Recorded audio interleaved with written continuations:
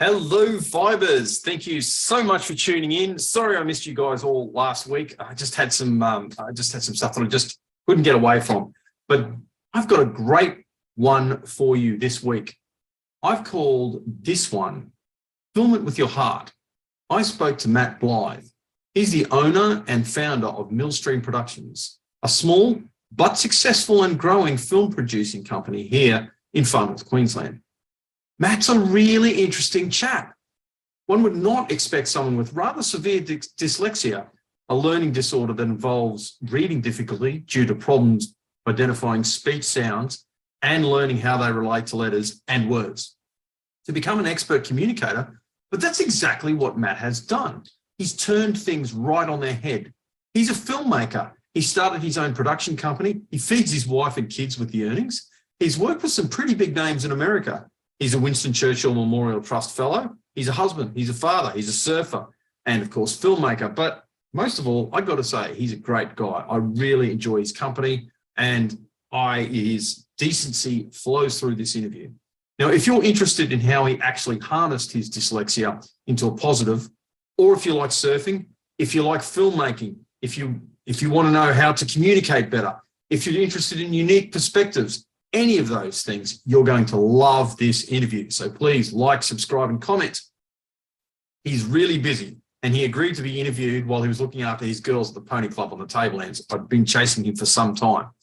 There was a couple of communications issues due to the feedback from being in the Tablelands, and as a consequence, I've had to edit out a few glitches.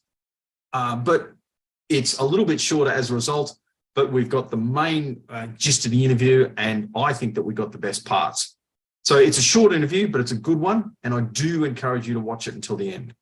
Please like, please share, please subscribe to Northern Vibe both on YouTube and Facebook. Make comments. I love hearing your feedback. It's so important to me. I'm still getting some great feedback on old interviews, which is really interesting. I got some extra comments on an interview that's a year old on YouTube. I read them all. I love them. Please keep them coming. Now, without further ado, let's hear from the excellent Matt Blyth. Right now, I'm at the Pony Club watching my girls doing laps. And mate, look, yeah, big amen to that, mate. I'm totally on board with it. So you've got this excellent production company called Millstream Productions, and your motto is kind of like driven by story. But I know that story is driven by character, and not just as in the person, but as in character in the sense of who you are. So if I can impose on you to tell us whom you are, give us your backstory. Well, I guess in a nutshell, I grew up, I wasn't a film kid, I grew up riding BMX, surfing, like doing whatever it was to get out of the house. And, that was life for me. But I guess growing up, I had pretty significant dyslexia as a kid. So I developed really well verbally, not so well, from a reading. You've got this excellent production. But it was always really important to me to try and overcome that as well. So, when I was out and about, that vocal ability, I guess, that you develop as a kid, like that went with me. But then over time, being able to write well, which is so important to any type of filmmaking, and then also, being able to articulate what it is that you're trying to achieve. So there's a whole lot of different strings that you develop to your bow. And I just worked away, being able to articulate what it is that you're trying to achieve. So there's a whole, I was going to, I think back, I was going to be a teacher. I was going to teach social science and English, which was a pretty crazy thing for a dyslexic to want to do, but it's trying to make my dad proud and my mum proud, how it is. And then one of my mates was studying film, and I remember going in and sitting in this edit suite, and it was just an A-roll edit suite with an MX10 vision switcher and edit controller, and oh man, I was on, that was it. The next day I went and saw the coordinator of film at QUT, and I transferred over in a heartbeat. And that's kind of been where that was one of the starting points. And then not long after that, my job at the time, I was the ding fixer at Cura Surf. And so for me, it was also kind of, yeah, I just loved watching those old Jack McCoy films, you know, Green Iguana, Bunyip Dreaming, you know, such epic films. And so I met John Gordo the Great, who was a Channel 7 cameraman at the time, but working for Jack McCoy. And I just became like, I became his, you know, his assistant, I guess you could say. And we'd zip off here, there, and everywhere on the Goldie, filming epic surf. And then met Jack McCoy, and, you know, I think used to send him tapes of things I'd recorded at the Billabong Pro or whatever it might have been. And that was where I cut my teeth. And then in uni, started doing tons of interviews, and instead of doing a written assignment, I'd make a documentary, you know. And I remember, like at a really young age, like making a film which was called A Slice. I don't know, what was it? A Slice of Australian Surf History. And I interviewed like Peter Troy, who was this legendary traveling Australian surfer, and Bob McTavish, who was like, you know, the inventor of the short surfboard. And I was like, wow, that's where I cut my teeth. And the end of Bob McTavish's interview, I remember he said to me, I'll never forget it, but those questions you asked me and the way that you got me to articulate my story, he goes, that was the best interview I think I've ever done. I was like, wow, you know, for me, that was huge. And, you know, and I'll never forget that. I've never seen Bob just thank him for those kind words, but he's very well esteemed in the Australian surfing community. After that, you know, taught film for a while, but was always looking for an opportunity to get into doing bigger work. And then I segued into feature films. Yeah, so that was, you know, that was probably, I don't know, quite a few years ago now, but yeah. And then it all kind of kept on progressing from there, I guess. Mate, progression doesn't happen by itself. And if I can make the observation, it's obviously your skill and talent is what's driving this. But it's kind of strange that what I'm picking up here, and I need you to correct me if it's incorrect, is that in some ways your dyslexia has helped your ability to empathize, tell stories, articulate, and even write, which is kind of counter. Yeah. Is that correct? Like, did I interpret that correctly? It's I mean, I'm no I mean, I've got dyslexia, but I'm not an expert on it. But I do think that it enables you to develop multiple intelligences, you know. And yeah, absolutely, I think that I've always felt things with my heart, and you know, it's really easy to be able to develop empathy for someone or someone's story when you get a sense that that's where you need to go with an interview. Or I mean, but also just deep listening, you know. At a young age, found everyone, not just, you know, everyone's got a great story. No ifs, buts, or maybes. And you just have to be patient and ask the right questions, not going where the person doesn't want to go. But if they give you enough lead, you know, I've gone to some of the most fascinating places in interviews, and not just doing, corporate work or whatever. I've worked in some of the most remote communities in Australia, and done First Nations, incredible interviews in different languages like Anadiliakwa, Yulmata, Gupapoingo, like you name it. Those three, though, I've done a lot of work in, and it always surprised me. Like, even I could only understand, like, just a neophyte understanding of those languages. But even so, like, people are still, people read your heart, I think, and they get a sense for, the kind of person you are, and that you're not wanting to stitch them up. And that's the key thing for us is, we'll never stitch somebody up if they're, we'll never stitch anyone up, period. It's just not in our, the way that we work. And I've got to say that too. Like, I work with a team, not a team of one. I've worked with this amazing other North Queensland based filmmaker, Alan A. O'Glaw, who, has been down in Sydney for quite a number of years, but just recently moved back up here. And then we have a bunch of great other filmmakers that, as required, we, give them a buzz and get them to jump into production or to do an element of post that we're,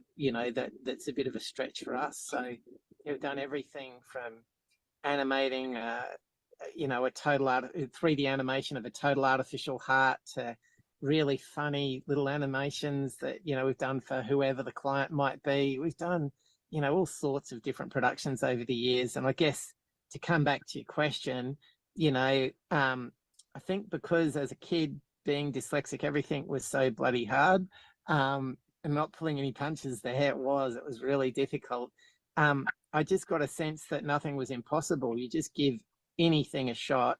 And if you can build the right team around you, and that's one thing that I think, I've been blessed having the ability to get a good sense for people I can work with, and then doing my best to be able to get the best out of those people to be able to produce something that is, one, on schedule, two, within budget, three, makes the client happy if that's what if that's who it is that I'm making it for, and then four, that I'm, that pays the bills, but also that I'm, that I'm happy with as well. Because the last thing in the world you want to be doing is soulless work. You want to do work about things you actually care about. That's where the rubber really hits the road, I guess. Yeah, man. And it's incredible that you've been able to take this passion that you kind of fell into, and again, very counterintuitively, if I may make the observation, and make a successful living out of it, because not many people get it, are able to do that. Yeah, it's a really interesting point. I don't think I'd ever really realised that until fairly recently. Actually, I don't know if you remember last year, Neil Murray from the Warumpi Band, who I'm a massive Warumpi Band fan, and he was playing in Cairns, and I reached out to him quite a few months before he got up here. But we had a chat one day, and it was really interesting. He said to me, he said, "So Matt, what do you do in the real world? Other than, what do you do for a living?" And I was like, "Oh, yeah, no, I'm a filmmaker. This is it." And he was like, "Hang on a minute, you got a wife who you support, and you've got 3 kids, and you make a living as a filmmaker, and you can," and I'm like, yeah, it's pretty crazy, huh? And then I sort of threw in, and I paid off a house, again, it's just about building a really good team and having people that have got your back, but at the same time you having their back. And and it's great, it's not always easy. Sometimes I look at our slate and it's like, oh man, there's so much to do. And then other times it's like you get to the swinging door of the saloon, it's just like, where'd all the gigs go, but they come back, and it's just being able to have faith that everyth's going to be all right, and to back yourself. And when I first started, I was in camera department. I used to watch, I was my role was like video assist, but you'd watch these really talented, guys that were wanting to progress, and there literally had to be a point where you'd bookend and you'd say, "I'm never taking another job as a loader, because if I do, never be anything but a loader." And same with focus pullers wanting to step up to be an operator. And then at the same time, same as operators wanting to step up and be a DP. I mean, there had to be a point where you made a clean cut. But I was fairly fortunate. I have from another life, have a teaching degree, and for a while I jumped back into teaching. But I think the last time I stepped into a classroom was, give or take, 12 years ago, and I think I can remember the very day. And it's just been amazing, not having to do anything other than this, for all that time. Kind of blows my mind. Well, I think part of the appeal is this authenticity, and it comes from all those things you were discussing before. Is you're agendaless, if I can make that observation, because a lot of the problems with the mainstream media and look, and even some parts of the non-mainstream media too, is the fact that people are agenda based. They want a narrative validated, or they want something else to happen, rather than just being driven by the story, to allow people to tell their own story in their own way. You know what I mean? And if you create a space where people understand that you're genuinely listening and you're genuinely empathetic, there's no judgment. It's just like, well, tell me the story. People will open up, It's Yeah. that's a skill, Yeah. Matt. Like, not everyone's got that. Look, let me tell you that for no charge. Clearly, you're one of those people that has, but you've got the technical skills to back it as well. Boy, oh boy, I sometimes watch what my editor does with material that, what we've gathered, and it just blows my mind because, in the interview, like like you, as I said, you're deeply listening, but you're also wanting to move back towards a central theme that you're needing to capture to make the interview pay. If you ask questions that get to a person's heart, that gets them to nail their colors to the mast, if you like, and share with an audience what's what's important to them, and that's going to resonate with any audience, if you've got people that are passionate about what they do. Absolutely. And you've had opportunities to move into the more, I suppose, corporate production side of things. I literally got an email yesterday from Ali Hart. She works with Stockyard Meat and Livestock, and we produced a couple of clips for her the week prior. And she sent me this video of one of our clips playing in Dubai at this, and there's literally buildings in the background, this big open air sort of event, and 3 screens with the clips that we'd made for Stockyard, playing for this enormous audience, in Dubai. I was like, holy smokes, like that's incredible. Yeah. I think Roald Dahl might have said once, never give up your day job until, you've kind of got a book that sold 30,000 copies or something like that. It's a little bit the same with, what we do as, what Millstream do as a documentary production company.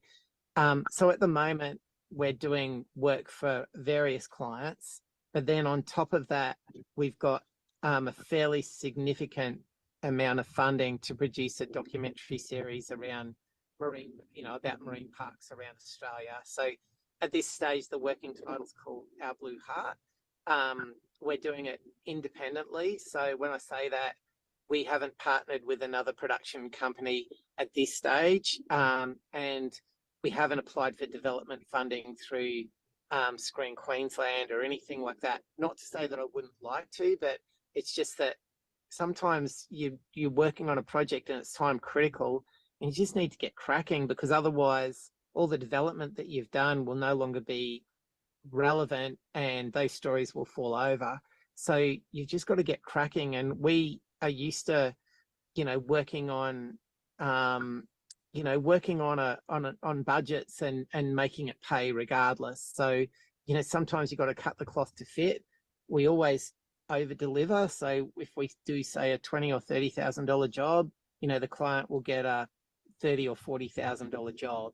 It just goes to show too, like so many people that I meet, and they kind of look at what we do as being impossible. It's far from impossible. It can be done.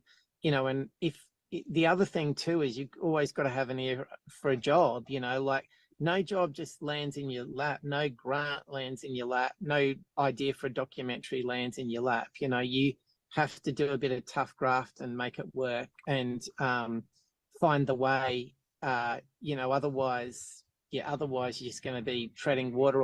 Or I see people, and it's like they're waiting for a comet to come along and drop a career in their lap. I mean, I remember my very first proper documentary that I made, and it was a really odd topic. It was called A Shot in the Dark, and it was, before I say that, it was about golf for blind and visually impaired people. Let me take to golf for blind and visually impaired people.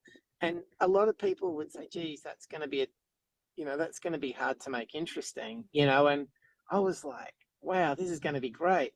And so one of the first things we did, we found Charlie Earp, who was Greg Norman's first coach. He had an issue with his eyesight. He really wanted to be involved, and then we found another gentleman called Norman von Neider, legend of Australian golf. He was legally blind, had macular degeneration, super keen to be involved. And then I remember Roy and HG were doing a book signing in the Queen Street Mall, and I'm a big Roy and HG fan from back in the day. I'm talking 30 years ago. And I rocked up, and basically hit them up at the book signing, you know, about doing, you know, helping me with the voiceover for this doco. And they're like, who have you got? And I said, oh, I've got Charlie Irving. Oh, Charlie, yep, Charlie. And then I said, oh, and I've got Norman von Nyderen. The Von, you've got the Von, you know, and they, because he'd won, he was a just legendary Australian golfer of another generation, you know, so that was it. We had him, and it was a great little documentary, you know, and I made money out of it, which is incredible because it was a university assignment, you know. I mean, who would have thought? But that's what I mean, you know, you just, no matter what the idea is, or no matter what the client wants you to do, how do you value add to that to make it the best project it can be and have fun? Because what's the point of doing something if you're not enjoying yourself? I love what I do, you know? And so, yeah, that's kind of, you know, that's a story from many years ago, but, you know, I still look back and go, wow, that was kind of cool. Yeah. That was kind of cool. And it's taken you to amazing places because you're on the set for Narnia, which is just amazing in and of itself. You're acquainted with C.S. Lewis's stepson, and you're a Churchill Fellow. So would you for those things? I mean, just one other thing about Narnia, it was directed by Michael Apted, you know. Michael Apted, you know, the 7-Up director, Bond film director, Gorillas in the Mist, you know, this incredible filmmaker. And, you know, I got to work on set with him and watch him in action. And I was just absolutely, you know, like amazed and blown away by, you know, like, I mean, not just Michael, there was tons of great operators in it. Toby Copping, the key grit. I'm trying to think who Electrics was. That's a good question. It's a long time ago, but, you know, like these great, you know, great filmmakers, and getting to work with them and learn from them and watch how they worked under pressure. And that for me was, you know, pretty special. Yeah, it was like, wow, I think, very cool. Yes, it was very cool. And so was my interview with that excellent, honest man, and his really unique perspective, his skill set, and the fact that he's brought all of these things together. So look, I hope you enjoyed that as much as I did. Please like, please share. Make sure you comment the heck out of this one. And I'll see you guys all next week. I've still got some excellent lineup. I've got a good lineup waiting. But if you want to come on, if you know anyone else that wants to come on, if you've got any suggestions, please make sure you message me through Facebook. Thank you. Hope you're well, and see you all.